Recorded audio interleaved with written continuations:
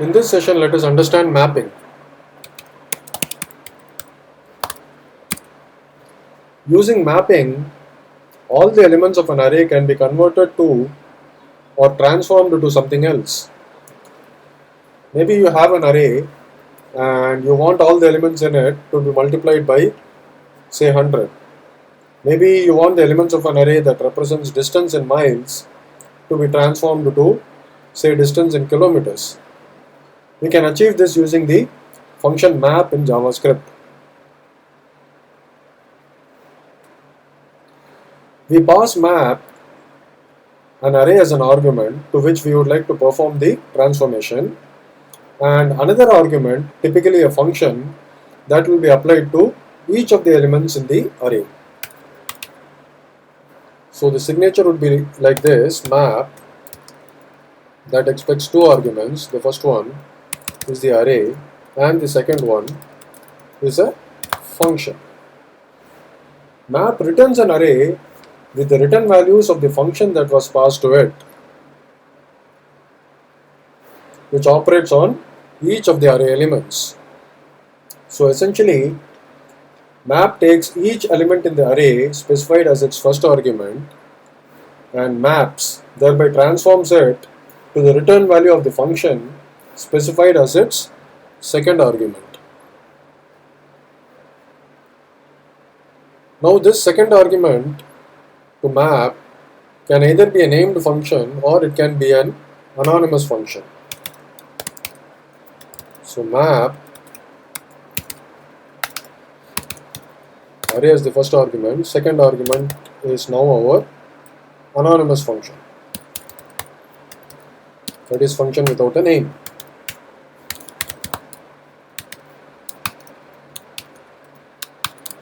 So as you can see, you can pass in either a named function or you can pass in an anonymous function. Let us see an example. So before we see a simple example, please remember, when using map, the original array is not modified. What we get is the copy of the original, so that if you would like to operate on the transformed results, we make use of the copy. Okay, now say we have an array of integers and we want to multiply all the elements in the array by 10. Now let us first have this without using map. Let us write a procedural way of doing the transformation. So let's get started by having a variable named intArray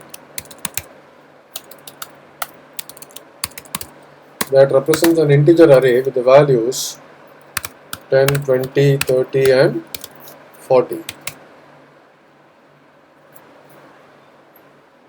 Let us also have an empty array for our transformed result so that we do not modify the original array. So let us create the empty array, say int array transformed. Okay, so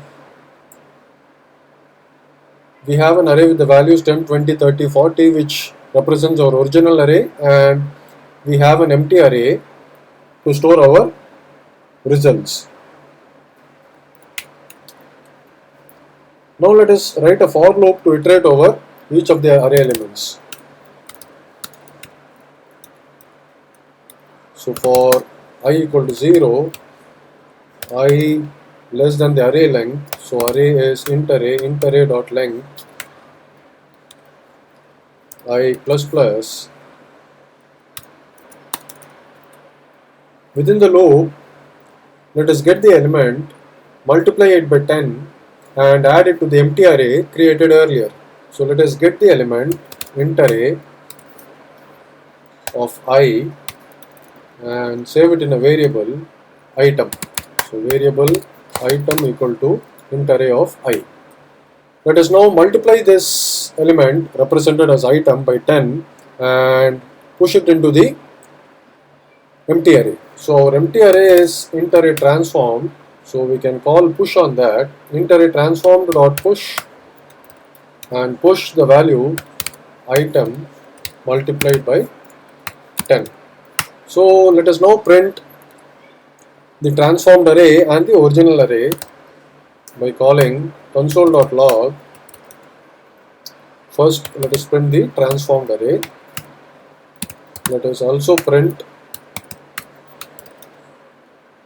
the original array, which is int array. Okay. So let us execute the script node test.js. So we get the transformed array containing the values 100, 200, 300 and 400, and we have our original array with the values 10, 20, 30 and 40. So as we can see, our transformation task can be done in this manner as well, using procedural style. However, this way is prone to errors that may occur while we work with the array, typically off by 1 errors. It would be more flexible if we do not need to care that in fact each item belongs to an array, which we need to care if we make use of a loop like this. So for that we have a function called as map. So let us rewrite this using the map function, which is more flexible.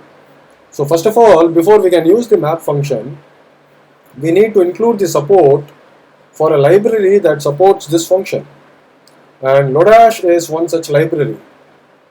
Now I have already installed Lodash using npm install Lodash -- save locally for this folder named fs. As you can see, under node modules we have Lodash available. So Lodash could be now used in our scripts within this folder fs. So let us first of all include the Lodash to our script. So to include, let us create a variable underscore equal to require Lodash.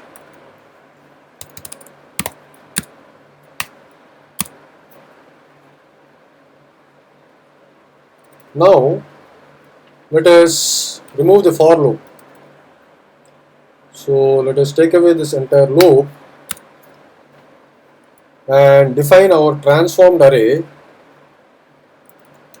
that was an empty array by using the function map in Lodash. So let us refer to Lodash using our underscore dot map. So map, as we have already understood, takes in two arguments. The first is our array. So our array is integer array, and the second is a function. So let us have a anonymous function. So let us write the function, and within the function let us do the transformation and return it. So let this anonymous function take an argument named as item that represents each element within the array. So within the anonymous function, let us return item into 10. Okay, and print the transformed array and the original array. So let us execute the script now, and we can see the same results printed. So map is much more flexible and readable way of doing the transformation on an array than using a loop in a procedural style. Thank you.